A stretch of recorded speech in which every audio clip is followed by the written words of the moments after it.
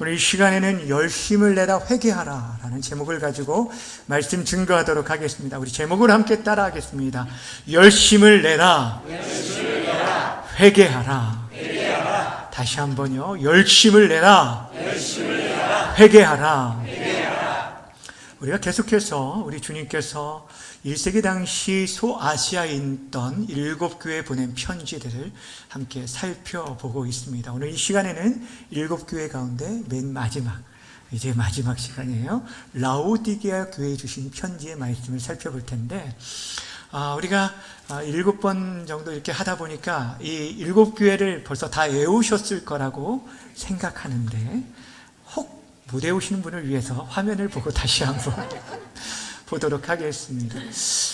요한이 유배된 그 반모섬에서부터 가장 가까이 있는 에베소 교회, 첫사랑을 잃어버렸다고 책망을 받았던 에베소 교회가 있었고, 그 다음에 서머나 교회, 칭찬받죠. 환난과 궁핍 가운데 있지만 가장 부유한 자다 하면서 죽도록 충성하라 라고 말씀을 들은 서머나 교회, 그리고 발람의 교훈을 따들은 자들이 있었던 버가모 교회가 있었고, 그리고 이세벨을 용납했던 두아데라 교회가 있었습니다. 살았다라는 그런 이름을 가졌지만 오히려 실상은 죽은 자라고 책망을 받은 사대 교회가 있었고요. 그 옆으로 우리가 지난 시간에 살펴봤던 작은 능력을 가지고도 주의 말씀을 순종하였던, 지키며 따랐던 빌라델비아 교회가 있었습니다. 그리고 이제 오늘 우리가 살펴볼 교회가 어디라고요? 라오디게아. 보통 외울 때 어떻게 외우라고 했습니까? 에서버두 사빌라. 다 외우셨네요. 네, 에서버두 사빌라라고 외우시는. 시험은 안 볼 테니까요. 여러분 그래도 좀 기억하셨으면 좋겠어요. 오늘 이제 마지막 교회를 살펴볼 텐데, 이 라오디게아 지역이 어떤 지역인지 먼저 살펴보길 원합니다. 이 지역은 동서양을 잇는 실크로드의 그 주요 거점과 같은 관문 도시였습니다. 그러다 보니 사람의 왕래가 많아서 일찍이 상업과 금융업이 발달된 그런 도시였습니다. 이곳은 또한 의학이 발달되어서 의과대학이 세워졌는데, 특별히 안과대학으로 유명했는데, 이 지역에서 나는 프리기안이라는 이 가루가 눈병 치료에 굉장히 잘 쓰여졌던 그런 약효로 유명하였습니다. 더 나아가 이 지역의 특산물 중에 하나가 양모, 또 특별히 목화가 유명했는데, 그걸로 짜여진 그런 옷이 굉장히 비싼 가격에 팔렸던 그런 곳이었습니다. 그러니까 금융업 또한 의학이 발달되어서 대부분의 이 도시 사람들이 부유했고 육체적 건강을 자랑했던 그런 도시였습니다. 여러분, 이 지역이 얼마나 부유했냐면 AD 60년 지역에 때 이 소아시아 전체가 큰 지진을 해서 고생을 하였는데, 그 당시에 로마 정부의 재정 지원 없이 자체적으로 도신을 재건했던 곳이 바로 이 라오디게아 교회였습니다. 라오디게아 지역이었어요. 그래서 로마 역사가 타티쿠스라는 사람이 뭐라고 말하냐면, 세상에서 가장 부유한 도시 중에 하나가 바로 이 라오디게아다라고 말할 정도였습니다. 근데 이 도시에 하나의 취약점이 하나가 있었는데, 무엇이었냐면 급수원이 없어서 물을 주변 도시에서 끌어와서 사용할 수밖에 없었어요. 그래서 북쪽에 히에라볼리와 또 동쪽에, 남동쪽에 있는 이 골로새에서 물을 끌어와야 했습니다. 이런 특징을 가지고 있는 지역에 세워진 교회, 바로 라오디게아 교회입니다. 이 교회는 그 지역과 마찬가지로 굉장히 부유한 교회였습니다. 여러분, 그 지역이 로마 황제의 어떠한 재정적 지원도 받지 않았기 때문에 로마의 간섭도 덜했고, 교회에 대한 황제 숭배 위협도 그만큼 없었습니다. 게다가 이 의학 도시였기 때문에 지식인들이 발달되어 많아서 이 이단의 위협으로부터도 많은 보호를 받았기 때문에 이 소아시아 다른 모든 교회들이 굉장히 부러워할 만한 좋은 환경 속에 있었던 교회가 어떤 교회였다고요? 바로 라오디게아 교회였습니다. 그런데 여러분, 이런 교회에 향한 우리 주님이 어떠한 말씀을 하시냐면 그동안에 나왔던 6교회와 비교할 수 없을 정도로 매우 심각하게 저들을 놓아 책망하시는 것을 보게 되어집니다. 여러분, 4대 교회를 향해서 내가 살아있다라는 이름을 가졌지만 실상은 죽었다라고 하면서 그들을 엄히 책망하셨지만, 그럼에도 불구하고 그들 중에는 옷을 더럽히지 않는 몇 명이 있다라고 말씀을 해주셨는데, 이 라오디게아 교회는 그런 말씀도 없이 오직 책망만 있었던 교회였다는 거예요. 여러분, 우리가 이 7교회에 보내진 편지의 말씀을 살펴보면서 이 마지막 말씀이 책망에 대한 말씀으로 끝나는 것이 굉장히 어찌 보면 불편할 수도 있고 부담이 될 수도 있겠지만, 그러나 여러분 기억해야 할 것은 이 모든 것이 하나님의 사랑으로부터 비롯됐다는 사실을 기억하시길 바랍니다. 그렇게 오늘도 성령께서 교회들에게 주시는 그 음성이 바로 이 자리에 있는 저와 여러분을 향한 주님의 말씀임을 믿고 우리의 귀와 눈과 마음을 활짝 열어서 주님이 우리에게 주시는 말씀을 그대로 있는 그대로 받아들일 수 있는 귀하고 복된 시간이 되어지길 먼저 주님의 이름으로 축원합니다. 자, 그렇다면 이제 먼저 라오디게아 교회에 소개된 우리 주님의 모습이 어떤 모습이었는지 14절 말씀 함께 읽도록 하겠습니다. 시작. 라오디게아 교회의 사자에게 편지하라. 아멘이시요 충성되고 참된 증인이시요 하나님의 창조의 근본이신 이가 이르시되. 아멘. 여기 보시면 우리 주님께서 자신을 소개하는데 아멘이다, 그리고 충성되고 참된 증인이다 라고 소개하고 있어요. 아멘이라는 말은 그 말씀이 진실합니다, 그렇습니다, 참입니다 라는 그런 뜻이죠. 근데 아멘이신 예수님께서 말씀이 육신이 되어 이 땅에 오셔서요, 그를 보내신 하나님의 말씀에 충성되고 그 말씀을 다 이루심으로 말미암아 우리에게 그분을 증거해 보여주셨어요. 증언해 주셨다는 거예요. 왜 여러분 지금 예수님께서 이런 참되신 모습으로, 충성된 모습으로 자신을 계시해 주셨냐면, 당시의 겉보기와는 다르게 충성되지 못하고 참되지 못한 라오디게아 교회를 지금 책망하시고 계시는 거예요. 너희들이 정말 붙들고 따르고 섬겨할 분이 누구인지를 너희들이 알라라는 거예요. 그러면서 하시는 말씀이, 예수님께서 자신을 또 뭐라고 가르치셨어요? 뭐라고 묘사했냐면 하나님의 창조의 근본 되신다라고 말씀해 주셨어요. 모든 만물의 근본이 예수님이라고 말씀해 주고 있는 거예요. 그분이 바로 창조주시며 이 세상을 다스리는 통치자이심을 우리에게 가르쳐 주고 있는 말씀인 것입니다. 사도 요한이 요한복음 1장 3절에서도 예수님을 가르쳐 이렇게 말씀하셨어요. 만물이 그로 말미암아 지은 바 되었으니 지어진 것이 하나도 그가 없이는 된 것이 없느니라. 이 세상 모든 것이 누구로부터 비롯되었다고요? 우리 주님으로부터 비롯되었다. 그분이 만물의 근원이시다. 그리고 그분과의 연결되어지고 관계 가운데 있을 때만이 온전한 존재의 이유와 목적이 되어진다라고 말씀하고 있는 것이에요.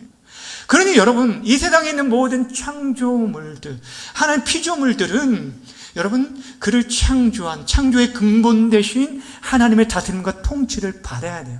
특별히 여러분 교회는 어떻습니까? 교회의 머리 대신 주님의 그 다스림을 받아야 함에도 불구하고 왜 이 말씀을 주셨을까요? 라오디게아 교회가 지금 주님의 그 다스림과 통치 안에 있지 않았다는 거예요.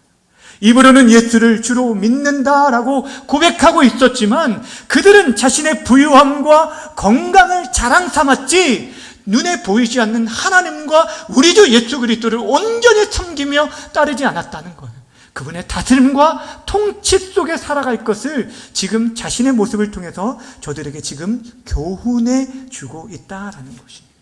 우리 주님께서 자신의 모습을 통해 그들을 가르치시고 나서 이제 본격적으로 저들의 잘못을 책망하시는데, 오늘 본문에 보면은 크게 두 가지에 대해서 책망하신 걸 보게 됩니다. 첫 번째는 토할 수밖에 없는 그들의 미지근한 행위에 대해서 그들을 책망하시는데 15절과 16절 말씀을 함께 읽겠습니다. 시작. 내가 내 행위를 아노니 내가 차지도 아니하고 뜨겁지도 아니하도다. 내가 차든지 뜨겁든지 하기를 원하노라. 내가 이같이 미지근하여 뜨겁지도 아니하고 차지도 아니하니 내 입에서 너를 토하여 버리리라. 아멘. 그들의 행위를 뭐라고 말씀하냐면 너희는 차지도 않고 뜨겁지도 않다. 이 얘기를 계속 반복하신 걸 보게 됩니다. 미지근하다라는 얘기죠. 그래서 너희들이 차갑든지 뭐하든지요? 뜨겁든지 하라라고 말씀하고 있어요. 그런데 여러분, 이 라오디게아 성도들에게 있어서 이 책망의 말씀은 그것이 무엇을 의미하는지 그런 쉽게 깨달을 수 있었는데, 왜냐하면 이 지역이 취약한 점이 뭐가 있다고 했죠? 급수원이 없어서 관괴 수로를 통하여서 물을 끌어와야 했습니다. 그래서 북쪽에 9km나 떨어져 있는 히에라볼리, 이곳은요 여러분 온천수로 유명한 곳입니다. 지금도 굉장히 온천수로 유명한 곳인데, 그 히에라볼리의 뜨거운 온천수를 그 관계수로를 통해서 끌어오는데, 그게 오는 동안 어떻게 될까요? 물이 식어지는 거죠. 그리고 석회질이 섞여서 그리 도저히 이것을 정수하지 않고선 마실 수 없는 물이 되어버린 거예요.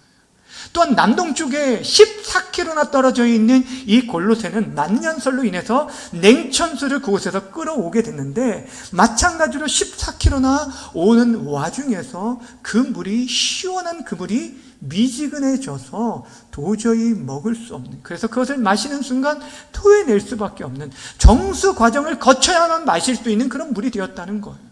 우리 주님께서 그들에게 이 말씀을 하신 것은 너희들이 이 물의 상태가 지금 너희의 영적 상태다라는 것들을 지적해 주시면서 너희들이 차든지 뜨겁든지 하라라는 얘기예요. 여러분, 차든지 뜨겁든지라는 이 말씀은 무조건 뜨거워지라, 너희들이 뜨겁게 열정적으로만 살아라, 이런 얘기를 하시는 것이 아닙니다. 무엇을 말씀할까요? 우리 그리스도인들의 본질, 우리의 정체성을 잃어버리지 말라라는 거예요. 분명 한쪽에서는 분명 그 물이 히에라볼리에서 온 온천물인데 그 뜨거운 물이 정체성을 잃어버린 거예요. 한쪽에서 또 온 물은 시원한 냉천수로부터 온 물이었음에도 불구하고 그것이 어떻게 되어진 것입니까? 뜨거운 물이 미지근해졌다라는 것을 말해주고 있는 것입니다. 둘 다 목욕할 수도 마실 수도 없는 그런 물이 되었다라는 거예요. 그 원래 정체성을 잃어버렸다는 거예요. 그것을 회복하라는 거예요. 사랑하는 여러분, 우리들이 교회에서 불릴 때는요, 목사와 또 장로와 권사와 집사로 불려지게 되지만, 그 전에 우리들은 예수를 주로 고백함으로 말미암아 그리스도인이라는 그런 새로운 이름을 가지게 되었어요. 그리스도를 따르고 그분을 닮고 그분을 배우며 그분과 함께하는 자가 되었다는 거예요. 하나님의 백성이라는 거룩한 백성이라는 성도라는 아주 귀한 이름을 가졌는데, 그 이름에 걸맞는 정체성 우리가 가지고 있는지를 지금 묻고 있는 거예요. 신앙생활을 하면 할수록 여러분, 우리의 신앙이 그리스도를 점점 닮아가고 그로 인하여서 우리의 성품과 우리의 삶이 변화되어야 하는데, 어느 순간 우리가 그리스도인이라는 빛과 소금된 그 사명, 그 정체성을 완전히 잃어버리고 변질되어져서 마치 모양은 소금이지만 맛을 잃은 소금처럼 우리 인생이 그렇게 되어진, 지금 라오디게아 교회를 그렇게 책망하고 있다라는 거예요. 근데 여기서 끝나지 않습니다. 더 심각한 문제는 이 라오디게아 교회는 자신의 그 영적 상태, 그 심각한 상태를 인지하지 못했다는 거예요. 깨닫지 못했다는 것이에요. 이것이 두 번째 책망이었어요. 17절 말씀 함께 볼까요? 시작. 내가 말하기를 나는 부자라 부요하여 부족한 것이 없다 하나 내 곤고한 것과 가련한 것과 가난한 것과 눈먼 것과 벌거벗은 것을 알지 못하는도다. 아멘. 여러분, 이 말씀 잘 보시면 라오디게아 성도들이 자신들을 가리켜 뭐라고 말해요? 예, 나는 부자다. 부유하여 부족한 것이 없다. 뭐가 없다고요? 부족한 것이 없다. 여러분, 그들이 무엇 때문에 부족함이 없다고 말했냐면, 나는 부자이기에 모든 것이 풍족하게 부족함이 없다라고 얘기했어요. 여러분, 내게 부족함이 없다라는 이 말 어디서 많이 들어보지 않았습니까? 시편 23편의 다윗의 고백 가운데 여호와는 나의 목자시니 내게 부족함이 없으리로다 라고 말씀하고 있어요. 다윗이 부족함이 없다라고 말하는 것은 자신의 삶에 필요한 모든 것이 풍족하고 다 채워졌기 때문에 얘기한 게 아니에요. 그의 삶에 곤고함과 어려움들이 있었지만 그는 하나님 한 분, 그분이 나의 목자이시기에 내 삶에 더 이상 채울 것이 없이, 더 이상 필요한 것이 없이 만족한다라고 말씀하고 있는 거예요. 그런데 지금 라우디게아 성도들은 우리 주님이 아니라 지금 무엇 때문에요? 자신이 가진 물질로 인하여 부족함이 없다라고 말하고 있는 거예요. 둘 다 부족함이 없다라고 말했지만 그 차이는 하늘과 땅의 차이라는 거예요. 여러분 기억해야 할 게 무엇입니까? 우리 주님께서 분명히 우리에게 경고해 주신 말씀이 있어요.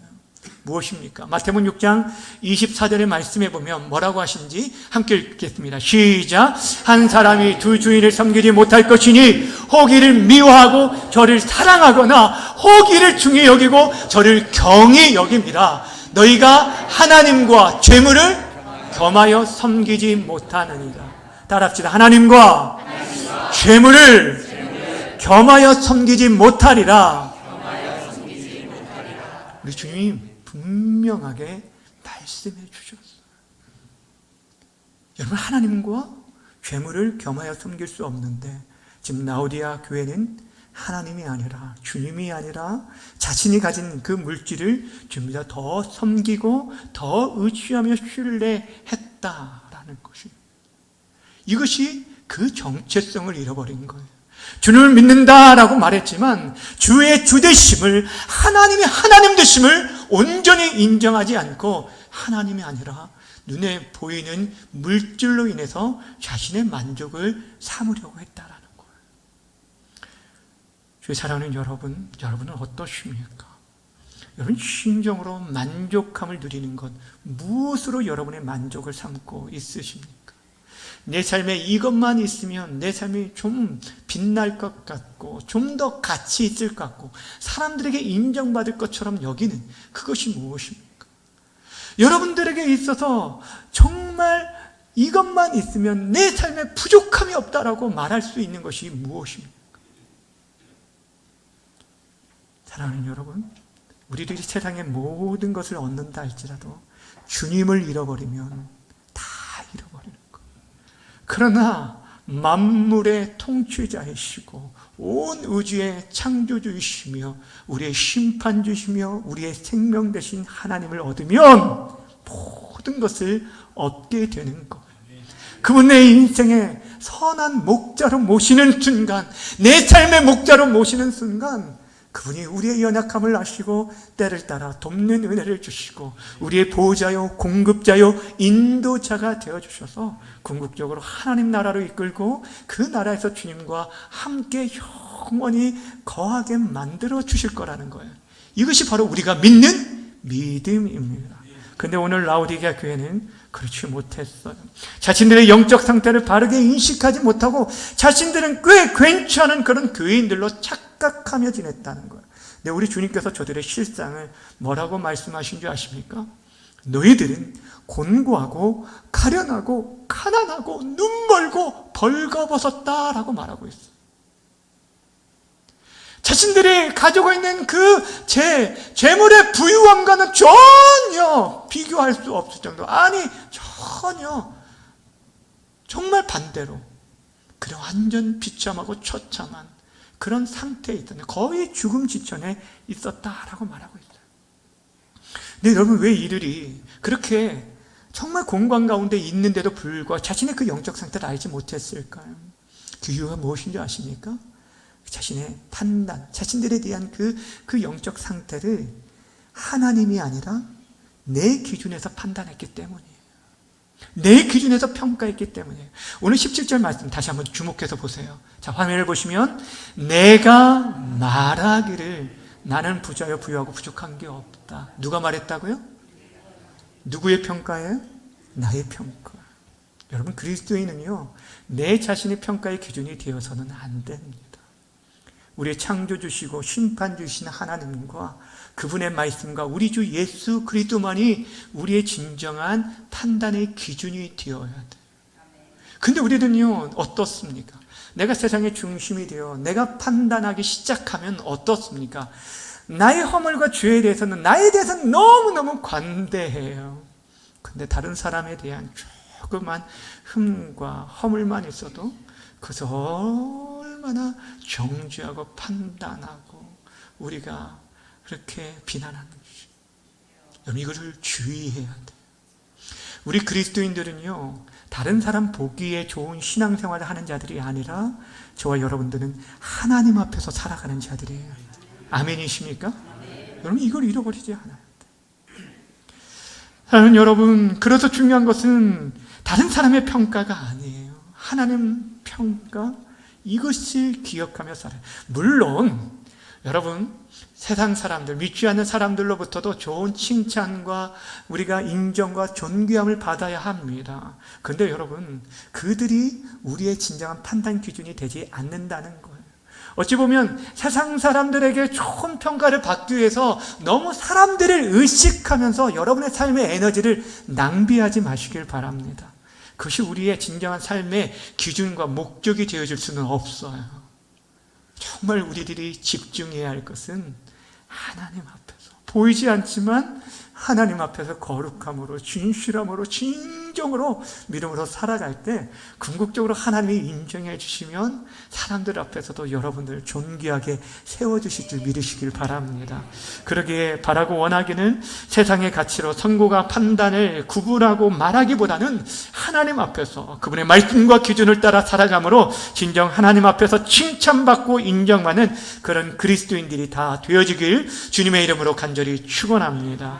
이제 라오디게아 교회에 주시는 우리 주님의 권면의 말씀을 함께 보겠습니다. 사실 정말 어찌 보면 제일 많은 책망을 받고 더 이상 소망 없어 보일 것 같은 이러한 교회를 향해서도 우리 주님께서는 귀한 권면의 말씀을 주시는데 어떤 권면인지 18절 말씀 함께 읽겠습니다. 시작.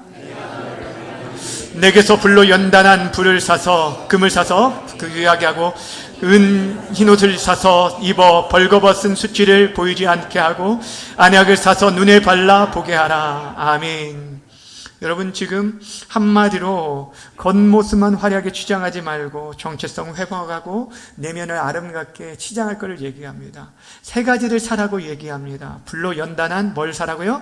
금을 사라. 두 번째는 흰옷을 사고 세 번째는 안약을 사서 바르라는 거예요. 여러분, 그들이 그 은행 안에 그 쌓아놓고 있는 그 수많은 금이 아니라 어떤 금을 사라는 거예요? 불로 연단된 실패와 아픔과 그 고통 가운데 재련된 그 가운데서도 변함없는 그런 순결한 믿음을 말하는 거예요. 그 어떤 환난 가운데서도, 그 어떤 부유함 가운데서도 우리의 마음이 나눠지지 않고 순수하게 하나님을 바라볼 수 있는 그런 믿음을 소유할 것을 우리에게 얘기하고 있어요. 여기서 흰옷을 또 사라는 것은 그들이 당시 입고 있는 양모로 짜진 그런 화려한 옷으로 자신의 부함을 자랑하고 있었지만 너희들의 진짜 죄에 대한 수치와 벌거벗은 모습을 가릴 수 있는 것은 그것이 아니라는 거예요. 아무리 화려한 옷을 입었지만 그들 내면 안에 고통과 아픔과 눈물들을 감쌀 수는 없다라는 것이죠. 무엇으로만요? 우리 주 예수 그리스도의 보혈, 그 의의 옷으로만 우리의 부끄러움이 덮어질 수 있다는 것을 말씀해 주고 있어요. 그것을 사서 입으라고 말합니다. 더 나아가서 안약을 사서 그 눈에 바르라는 것이에요. 자신의 지금 영적인 그 실체도 정확하게 알지 못하는 눈먼 그들에게 당시 특산품인 그 안약이 아니라 성령의 통찰력을 가진 그런 눈을 가지고 세상을 바라보고 자신을 바라보라는 거예요. 내가 얼마나 영적으로 비참한 가운데 있는지, 내가 그럴싸하게 양복을 차려입고 앞에 서 있지만 하나님 보시기에 얼마나 가련하고 가난하고 궁핍한지를 보고 주의 긍휼과 은혜 없이는 단 하루도 살아갈 수 없음을 깨닫고 그분의 은혜를 구하며 엎드릴 것을 말씀하고 있는 것입니다.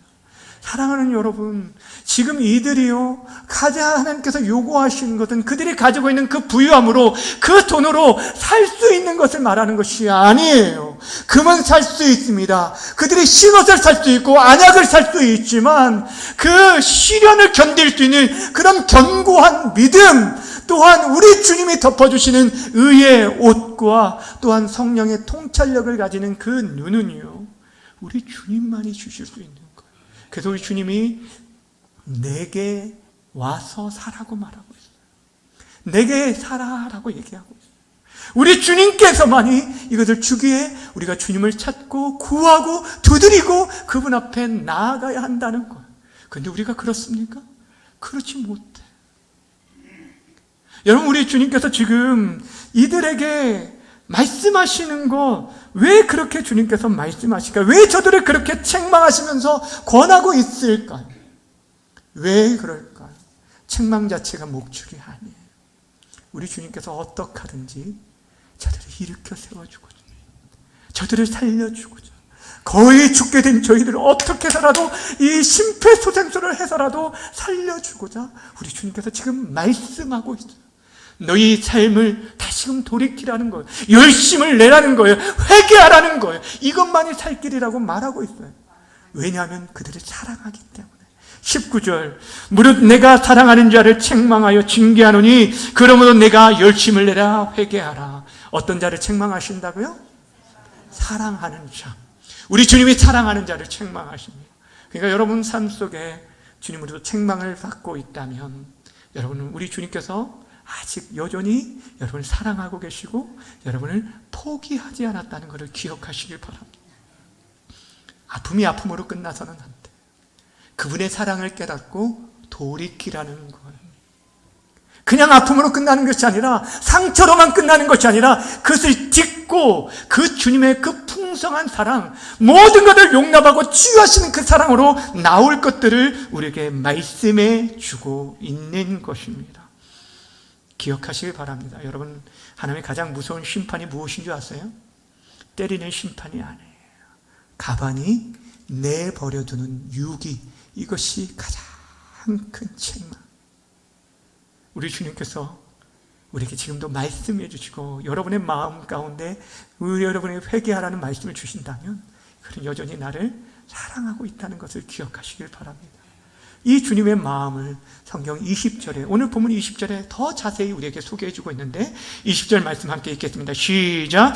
볼지어다 내가 문 밖에 서서 두드리노니 내 음성을 듣고 문을 열면 내가 그에게로 들어가 그와 더불어 먹고 그는 나와 더불어 먹으리라. 아멘. 여러분 잘 알고 있는 말씀이죠. 우리가 보통 전도할 때 많이 쓰는 그런 구절인데 사실 믿지 않는 자에게 주시는 말씀이 아니라 누구에게 주신 말씀이에요? 이미 믿고 있는 우리들에게 주시는 말씀이에요. 우리 주님께서 어떤 분이라고 말씀하셨어요? 하나님의 창조의 근본이신 분, 절대 주권을 가지신 분이에요. 문 밖에 서서 기다리면 문을 두드릴 뿐이 아니라 어찌 보면 그 문을 깨트리고 들어와서 그들을 그 발 앞에 굴복할 수 있는 절대적인 권위를 가지신 분이에요. 우리 주님 그렇게 강압적으로 억압하며 자신을 믿으라고 말하지 않습니다. 우리 주님께서는 우리들이 그분의 은혜와 사랑을 깊이 깨닫고 우리의 마음을 열고 주님을 내 인생의 주인으로 모시며 그분과 함께 살아가기를 지금도 원하시고 있기 때문에 이것이 우리 주님의 마음이기에 라오디게아 교회 냉랭하고 차갑고 겉으로만 그럴싸한 모습을 가진 이들을 향해서도 여전히 마음의 문을 두드리고 있다라고 말씀해 주고 있어요. 여러분이 이들에게 지금도 문을 두드리면서 회개의 기회를 주시는 우리 주님의 모습을 한번 생각해 보시길 바랍니다. 사실 누가 더 아쉬운가요? 누가 더 아쉬운가요? 여러분, 우리 주님이 아쉬운가요? 라우디아 성도들이 아쉬운가요? 늘 언제나 우리 편이 아쉬운 거예요. 하나님 없이 살아간다는 것은 마치 양이 목자 없이 살아가는 것과 같은 거예요. 그렇다면 우리들이 속히 우리의 영적 실체를 깨닫고 하나님 앞에 엎드리며 나아가 그의 은혜와 긍휼을 구해야 함에도 불구하고 우리는 늘 어리석어서 마치 양과 같이 각기 제 길로 가는 것처럼 하나님과 우리의 관계가 얼마나 깨어졌는지, 우리가 하나님과 얼마나 멀어졌는지를 생각하기보다 당장에 내 앞에 있는 문제와 상황에 집중하니라고 그 중요한 본질들을 잃어버리고 살아갈 때가 많다는 거예요. 사랑하는 여러분, 그럼에도 불구하고 우리를 포기치 않고 계속적으로 우리의 마음을 두드리시는 주님의 그 음성을 들을 수 있기를 바랍니다. 그리고 그 음성을 듣는 순간, 여러분의 마음을 여는 순간 하나님께서 어떤 약속을 주셨습니까? 내가 그에게로 들어가 그와 함께 먹고 그는 나로 더불어 먹으리라. 내가 그에게로 들어가겠다. 그와 함께 먹고 그 나로 이제이 먹어 더불어 먹고 살 것이다 라고 말씀하셨어요. 사랑하는 여러분, 왜 성경에서 하필 다른 많은 얘기가 있는데 왜 여기서 더불어 먹으리라는 얘기를 하셨을까요? 내가 너와 함께 할 거야, 내가 복 주고 복 줄 거야, 너를 치료해 줄 거야 라고 말씀해 주시면 좋을 텐데 왜 먹는 얘기를 하실까요? 여러분, 성경에 사실 먹는 얘기가 참 많이 나옵니다. 그런데 이 먹는, 유대 사회에서 중요한 것은 한 식탁에서 함께 먹는다는 것은 그들 받아들이고 용납했다는 한 가족된 공동체를 나타내는 그런 의식이 매우 중요한 것. 우리 주님께서 말씀하신 것은 우리가 마음을 여는 순간 이제 내가 애쓰고 수고하여 노력하여 내가 만든, 내가 수고하여 얻은 그 먹거리가 아니라 하나님께서, 우리 주님께서 직접 차려주신 천국의 식탁으로 우리를 먹여주시겠다고 말씀하는 거예요. 그 잔치에 여러분을 초청하고 계시는 거예요. 이 땅에서 새벽부터 저녁 늦게까지 내가 애쓰고 내 지식과 능력과 힘으로, 그래서 내가 모든 것들을 주장하려고 하는 것이 아니라 이제는 그 모든 것들을 내려놓으라는 거예요. 내 삶을 내 힘으로 영위하려고 하는 것들 내려놓고 이제는 그분으로 인하여 먹으라는 거예요. 그분과 더불어 먹으라는 것은 그분의 은혜로, 그분의 십자가의 능력으로, 그분의 사랑으로 살아갈 것을 우리에게 말씀해 주고 있다라는 거예요.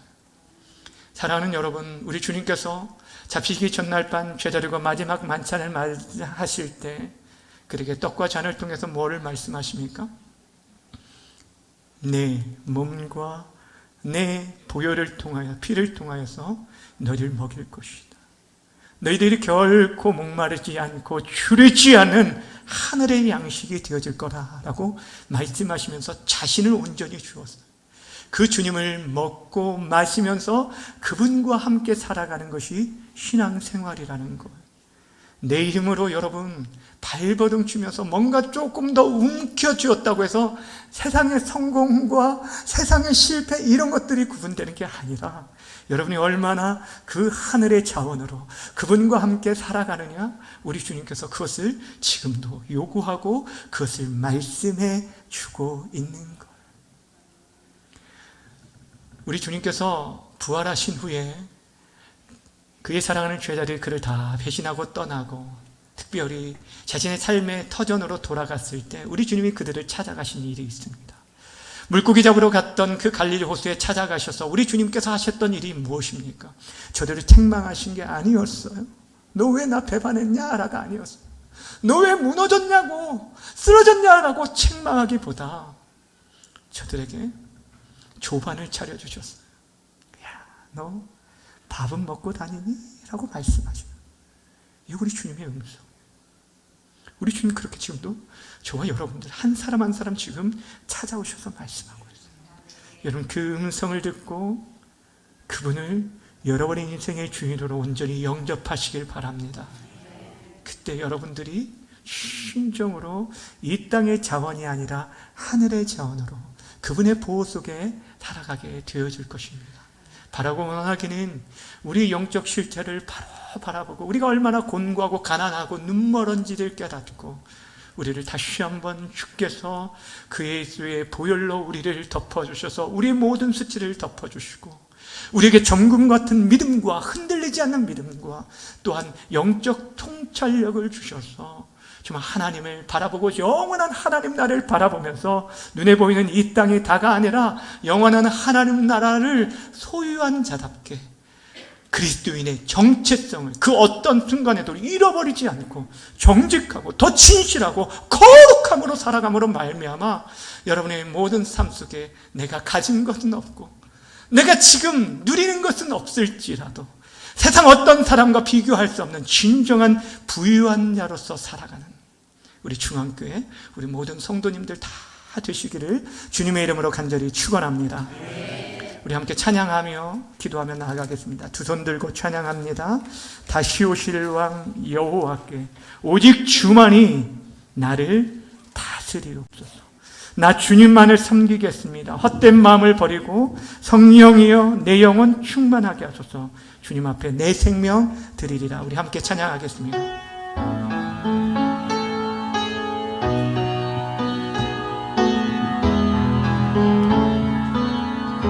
두 손 들고 찬양합니다.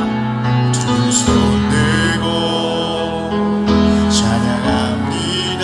다시 오실 왕 다시 오실 왕 여호와께 오직 주만이 나를 다스리십니다. 나를 다스리니. 우리 다시 한번 고백합시다. 두 손 들고 찬양합니다. 두 손 들고 찬양합니다. 다시 오실 왕 여호와께 오직 주만이 나를 다스리. 다시 한번 고백합시다. 두 손 들고 찬양합니다. 다시 오실 왕 여호와께 두 손 들고 찬양합니다. 다시 오실 왕 여호와께 오직 주만이 나를 다스리네. 우리 결단하면서 찬양합니다. 나 주님만을 섬기리. 나 주님만을 섬기리. 헛된 마음 버리고 성령이여 내 영혼 성령이여 내 영혼 충만하게 나 주님만을 섬기리. 나 주님만을 섬기리. 헛된 마음 버리고 헛된 마음 버리고 성령이여 내 영혼 성령이여 내 영혼 충만하게 하소서. 충만하게 하소서. 주님 앞에 내 생명 드리리. 다시 한번 나 주님만을 섬기리. 나 주님만을 섬기리. 일평생 주님만을 섬기며 살기 원합니다. 헛된 마음 버리고 성령 하나님 성령이여 내 영혼 충만하게 하소서. 주님 앞에 내 다시 한번 주님 앞에 내 생명. 주님 앞에 내 다시 한번 주님 앞에 내 생명. 주님 앞에 내 생명 드리리라. 이제 우리 함께 기도하며 나아가길 원합니다. 하나님 정말 이 평생 하나님 한 분만으로 만족할 수 있는 그런 인생들 되게 하여 주옵소서. 우리 눈과 마음들이 쉽게 세상의 것들로 인해서 미혹되고 넘어지고 세상 헛하는 것에 굴복하며 살아갈 때가 많은데, 다시 한번 우리 눈을 열어주시고 우리 마음을 열어주셔서 하나님의 말씀 앞에서 다시 한번 살아갈 수 있게 해 주옵소서. 하나님 한 분만으로 만족하며 세상의 것으로 목말라지 않고 주님만을 더욱 알고 주님을 더욱 깊이 사귀고 주님의 양식으로 이 땅 가운데 남은 생에 살아갈 수 있도록 붙들어 달라고 오늘 말씀 기억하며 주여 한번 부르고 기도하며 나아갑니다.